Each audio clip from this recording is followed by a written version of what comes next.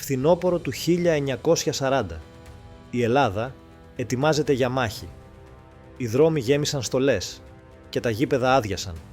Οι παίκτες έγιναν στρατιώτες, αφήνοντας πίσω την μπάλα για το όπλο. Ποδοσφαιριστές, είδωλα των γηπέδων, αφήνουν πίσω τη φανέλα τους και παίρνουν το όπλο. Δεν τους ανάγκασε κανείς. Το έκαναν μόνοι τους. Από πίστη, από καθήκον, από ψυχή.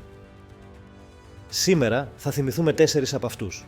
4 παίκτες των μεγαλύτερων ελληνικών ομάδων, του Παναθηναϊκού, της ΑΕΚ, του ΠΑΟΚ και του Ολυμπιακού, που έζησαν κάτι πολύ μεγαλύτερο από το ποδόσφαιρο. Αυτή δεν είναι απλώς μια ιστορία για αθλητές. Είναι μια ιστορία για ανθρώπους που, τη στιγμή που όλα κατέρεαν, στάθηκαν όρθιοι. Αυτοί ήταν οι ποδοσφαιριστές ήρωες του 1940.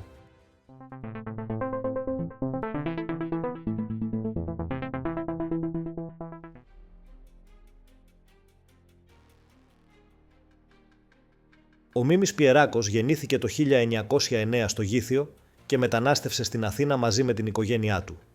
Τον εντόπισε ο Παναθηναϊκός το 1926 και σύντομα καθιερώθηκε στην πρώτη ομάδα, κατακτώντας 7 πρωταθλήματα Αθηνών, 1 Πανελλήνιο και 1 κύπελο.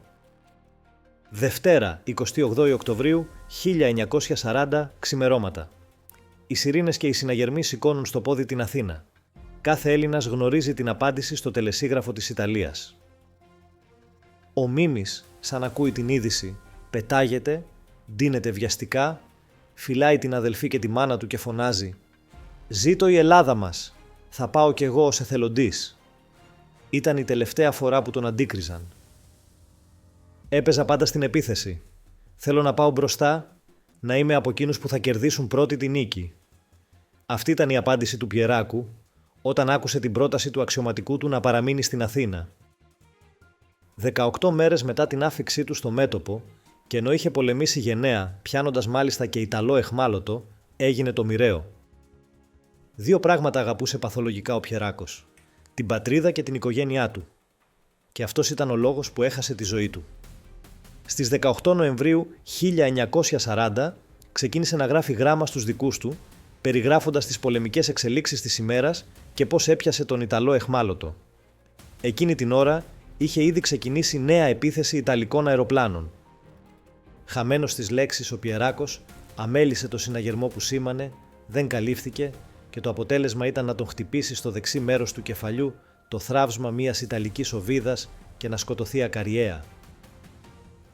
Αν και η σωρός του Μίμη Πιεράκου θαύτηκε στη διποταμιά της Πίνδου 10 χρόνια αργότερα, τα οστά του Μπρακ, όπως ήταν το παρατσούκλι του, μεταφέρθηκαν στην Αθήνα και ετάφησαν στο κημητήριο του ζωγράφου, όπου σκορπίστηκε στο μνήμα του χώμα από τον αγωνιστικό χώρο της Λεωφόρου.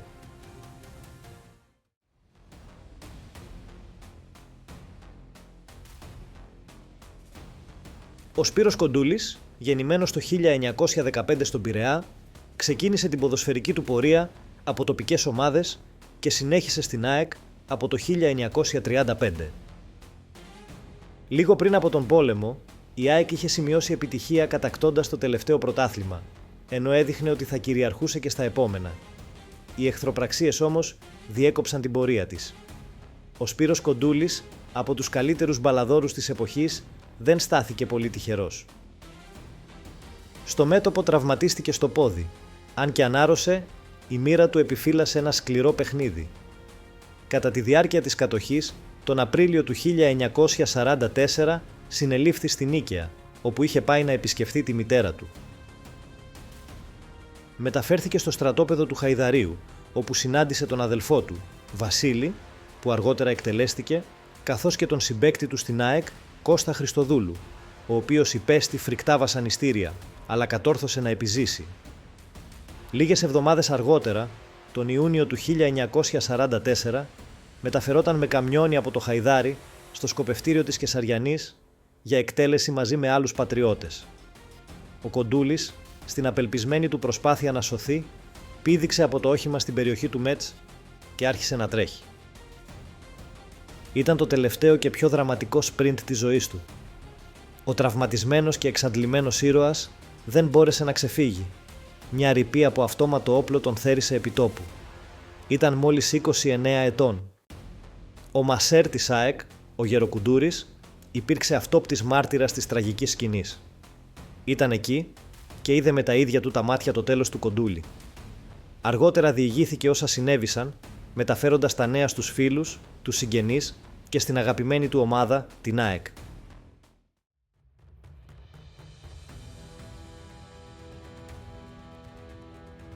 Μικρασιάτης στην καταγωγή, ο Νίκος Σωτηριάδης γεννήθηκε στα Μουδανιά της Προύσας το 1908. Μετά τη μικρασιατική καταστροφή, βρέθηκε στη Θεσσαλονίκη μαζί με τα ελάχιστα μέλη που είχαν απομείνει από την οικογένειά του. Εκεί έκανε τα πρώτα του βήματα στο ποδόσφαιρο, φορώντας τη φανέλα του Λευκού Αστέρα. Το 1932 μεταγράφηκε στον ΠΑΟΚ και μέσα σε έναν χρόνο καθιερώθηκε ως βασικός. Σε έναν αγώνα απέναντι στον Ηρακλή έκλεψε την παράσταση, κατεβάζοντας κυριολεκτικά τα ρολά. Υπήρξε ο πρώτος ποδοσφαιριστής του δικεφάλου που φόρεσε τη φανέλα της Εθνικής Ελλάδας και ο μοναδικός που αγωνίστηκε με τα εθνικά χρώματα πριν από τον πόλεμο. Στις 28 Ιανουαρίου 1941, ο Νίκος Σωτηριάδης πολεμούσε στην πρώτη γραμμή του μετώπου, έχοντας το βαθμό του λοχεία στο 50ο Σύνταγμα Πεζικού. Μαζί με τους συμπολεμιστές του συμμετείχε σε μια σκληρή επίθεση στο ύψωμα της Τσέροβας, κοντά στην Κλεισούρα, με στόχο την κατάληψη ενός Ιταλικού πολυβολείου που προκαλούσε σοβαρές απώλειες στις ελληνικές δυνάμεις. Χωρίς δισταγμό, ξεχύθηκε έξω από το χαράκωμα μέσα σε καταιγισμό πυρών, δείχνοντας το ίδιο θάρρος και αυταπάρνηση που τον χαρακτήριζαν και μέσα στα γήπεδα. Λίγα μόλις μέτρα πριν φτάσει στον στόχο, μια ρηπή πολυβόλου τον χτύπησε κατάστιθα. Έπεσε μαχόμενος, υπερασπιζόμενος την πατρίδα του. Ήταν μόλις 33 ετών.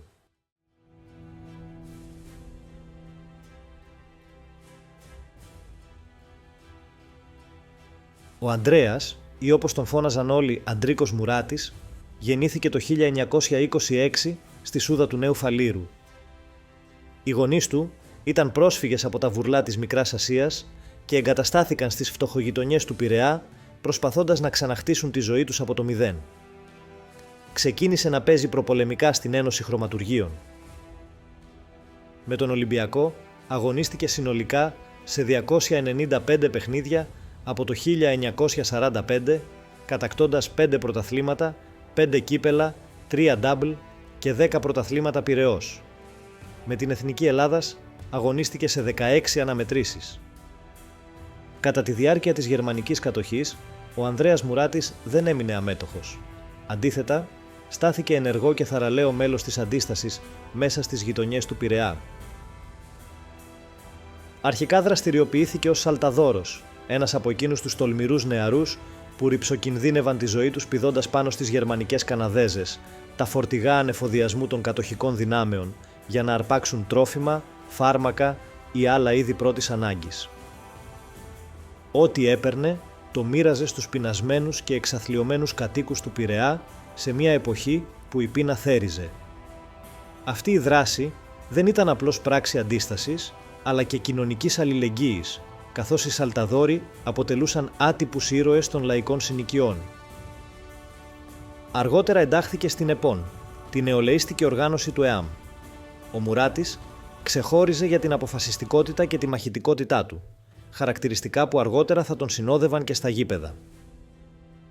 Η συμμετοχή του Μουράτη στην ΕΠΟΝ είχε ως αποτέλεσμα να τον καταγράψει η ασφάλεια και να δημιουργήσει φάκελο εις βάρος του. Όταν τελικά υπέγραψε στον Ολυμπιακό, έθεσε έναν προσωπικό όρο: να διαγραφεί ο φάκελος της ασφάλειας, ώστε να μπορέσει να συνεχίσει τη ζωή και την καριέρα του χωρίς το στίγμα του υπόπτου.